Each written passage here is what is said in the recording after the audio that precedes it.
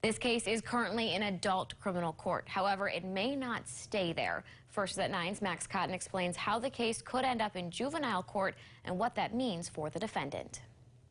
Eau Claire attorney Jay Height says the 14-year-old suspected of killing Lily Peters is currently charged as an adult because he has to be under state law. The lawyer says first-degree intentional homicide is one of a few crimes in which an adult court has original jurisdiction. If you're between the ages of 10 and 17, a charge for a juvenile would start in juvenile court, where it's confidential, the hearings are closed. There are certain charges for juveniles, once you're above the age of 10, that automatically start in adult court. Height says if a judge rules there's enough evidence to move forward in a preliminary hearing, the defendant's lawyers can then petition to have the case moved to juvenile court. You're probably going to have motions filed by both parties.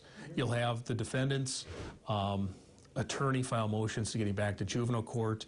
I would fully expect, in this case, with the seriousness of it, that the prosecutor will want to keep the case in the criminal court. When determining whether to move the case, state law requires a judge to look at these factors. If convicted, the juvenile could not receive adequate treatment in the criminal justice system. That transferring jurisdiction to the court assigned to exercise jurisdiction would not depreciate the seriousness of the offense, and that retaining jurisdiction is not necessary to deter the juvenile or other juveniles from committing the violation of which the juvenile is accused. In juvenile court, you know, they'd do a fact-finding hearing. At the end, they would find you, guilty. It'd be the same type of a finding that the court makes. Your criminal record would show it, although it would not show up on, like, the computer on CCAP. And also, you could be kept, in a secure detention facility until you're 25.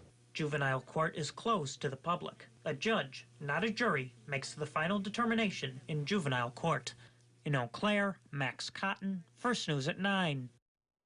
Height is not affiliated with this case. He says if the defendant's convicted in criminal court, he could go to adult prison right away, despite being younger than 18. He adds it usually takes 6 to 8 weeks after the preliminary hearing for the judge to decide whether to move the case to juvenile court.